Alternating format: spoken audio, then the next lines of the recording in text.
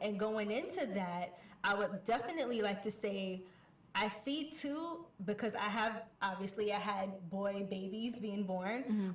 The fathers, they're like, oh, I want my son to be circumcised. Okay, why? Oh, because I was circumcised. But that's not a good reason. Wow. Or I have had clients who were of a religious belief, and in their religious belief, you circumcise the boy. But from what the United States honestly has shown, all the studies they've done are based on African men. Wow. And we've known that the circumcision rates actually declined here in the United States. They'll say, oh, circumcision prevents and lowers STD rates. Okay, that's fine and good. A baby's not having sex as soon as it comes out. Okay. That's going to happen around puberty. So that's a topic that shouldn't even be done. Two, we do know that the foreskin is beneficial. Okay, speak on that. So Yes. when you do a circumcision, you're cutting off the skin, the foreskin around the penis. Some physicians can take too much off. So some can not do it well enough with anesthesia. So a baby's still going to feel pain. There's foreskin could actually grow back, resulting in painful erections for the child. There is really no stats on it actually lowering UTIs for babies. The stats that are out there, it's just garbage. It's garbage, yeah. They really do focus on like HIV, STDs, also helping.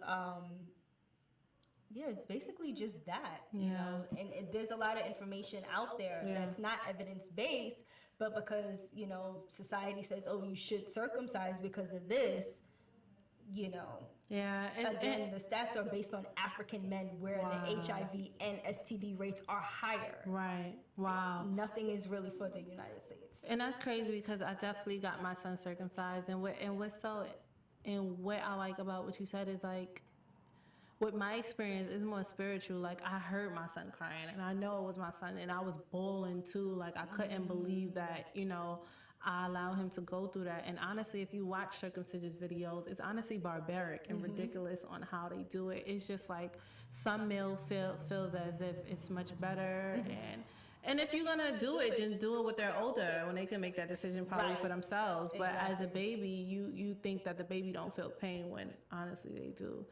So let's tie together this interview. It's been so dope, so good. Let's speak on something that's so important and probably one day I'll also share my experience postpartum. What is postpartum?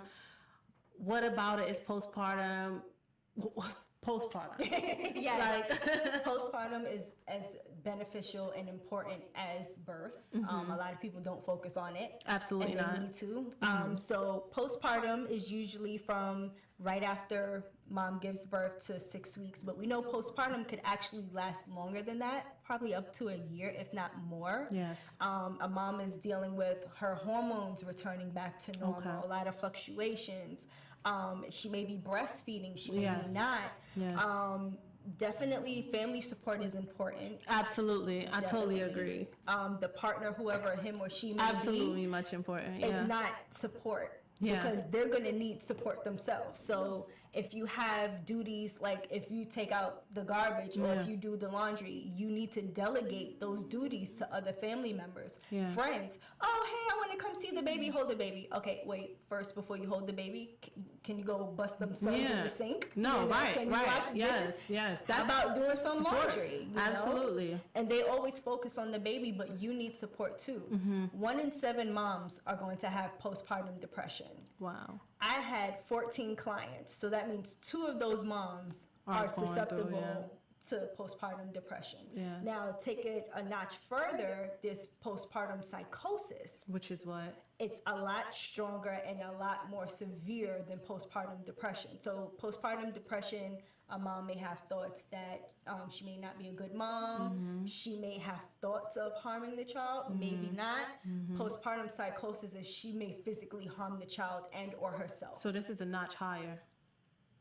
we'll see things in the news. Oh, this mom jumped off the roof of a building with her tossing baby. their babies. And of course, society's like, oh, she's an unfit mom. How about she may have had postpartum psychosis and nobody caught the symptoms? Right. She may not have had a doula to say, okay, how are you? Right. How are you doing? Right. How are you doing with breastfeeding? How are you feeling about Right. breastfeeding? Asking those necessary questions. Her partner probably doesn't know anything, so doesn't Right. know what to ask. Or Right. she's probably like, oh, I feel fine. And the partner's like, okay. Right. And just going about his or her business. So you definitely have to look at the signs and see. And if you don't know, hire a doula or do your own education, because postpartum is very important. And even the psychosis, like when I see these stories of moms throwing their babies or putting them in the oven or doing things to their babies, that's the first thing that goes through my mind. Like they were under some stress. So let's talk about something a little bit more depressing. How do you deal with, or have you ever dealt with a stillborn or a baby that just dies while everything's okay and the baby just dies on the mom? Like if you haven't dealt with it as a doula, how do you deal with that?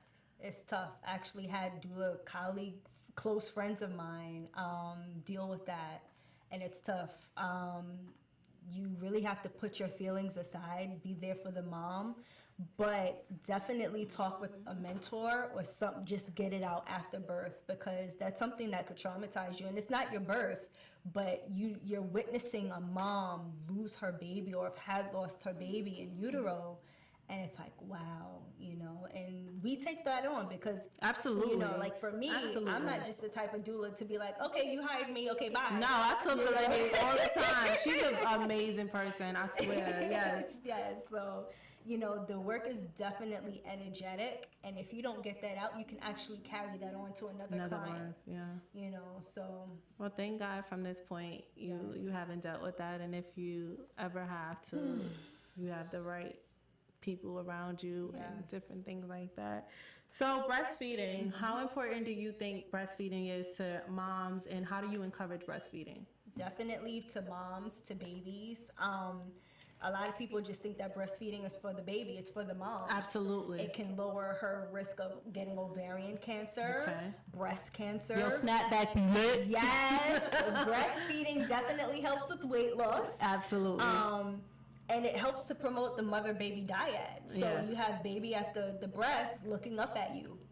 What did those gazes do? Promote oxytocin. Yes, it's a beautiful oxytocin thing. is a huge hormone that nobody really talks about. Right. And isn't penicillin considered like one of those? The Pitocin? The Pitocin, oh, yes. Girl, that's like the steroid, the girl, that's crap. yeah. And they force that upon moms too if they don't think that she's dilating enough. Right. But first of all, if you leave her alone and not badgering her about what's going on, most likely she's going to progress during labor. It could be a position change of the baby. But back to breastfeeding, it's definitely beneficial. One, it costs less than formula. Two, we know formula is made in a manufacturer. So you have all these things that could go on with formula. It is synthetic, so we do know that if formula is given, and by no means, I don't want people to think I'm against formula, but it really should be given for medical needs basis. Because we know with breast milk, it actually has antibodies in there. Absolutely. It's your vaccine, okay? Basically, it really is. No, it is, yeah. And it literally... First month, first 2 weeks? No, girl, breast milk literally can benefit a 7-year-old. Shit. So from birth to the age of 7, because it changes to meet the needs of a baby. Okay. So let's say Maura was sick, right? And you were breastfeeding her. So let's say you or her were sick. Your breast milk would change to meet the antibiotical needs of the baby. That is beautiful. That's God's sense. So let's say you weren't sick today. She wasn't sick today. So let's say your milk is like maybe yellow or white, and then you start getting sick, or she starts getting sick. It'll probably change a different color to meet her needs. That's amazing. So breastfeed if you need to breastfeed. Okay, Lenny. So tell the people and let them know why they should hire a doula. One, evidence-based information. You're going to get care that you're not going to get from your OB. You may get from your midwife, but we're the only birth professionals that offer one-to-one continuous care. Okay. So where your OB or your midwife may say, I have another client, I'm here. If I have to eat, I'll bring lunch. Sometimes I honestly don't even eat. I don't even sleep half the time. I've had clients birth where it's been 24 hours or more and I haven't even slept the night before. This is real shit. So one-to-one continuous care, again, evidence-based information. We're kind of like your therapist. So if you have a question or if you have a concern, come to us, we'll talk to you. If it's something medical where it's like, what do you think about taking this medication or whatever, revert back to your care provider, you know? So it's honestly beneficial. We help partners, we help the baby, we help you advocate for yourself. Y'all even have payment plans. Girl, tell me about it. And I've had clients pay me my full fee up front. Okay. I have clients who needed a payment plan, but that's also, you know, going back to what you first asked me about affording a doula. Some people like, oh, I can't afford. Yes, you can. If you could get married and spend $20,000 on a wedding, you can afford a $1,500 doula. Okay. Okay? Okay. So. All right, so Lenny, let them know your website, your Instagram. I'm gonna also put it below. I'm gonna put everything below. Y'all check her out and just sum it up. So who are you? It's Lene's Birth Services. My Instagram is crimson_doula_Lene. And my website is www.lenezbirthservices.com. You can also find me on Facebook. You know, I have my business card here. Yes. So I'll take a screenshot and put that in there too. Yes. Well, thank you, Lenny, for coming. Oh boy, she definitely traveled for me. And I hope you guys enjoyed this interview. I hope you take away from everything. And if you're not in New York State, definitely hire a doula. It's very beneficial. I also do virtual work, so. Oh, she's virtual, y'all. So y'all ain't got no excuses, okay? And I told y'all I had the best birthing experience with her. She's amazing. Hire a doula. I'm sure a lot of them are just like her. And thank you guys. Make sure y'all subscribe. Subscribing is free. You don't gotta pay nothing, okay? Love y'all. Mwah.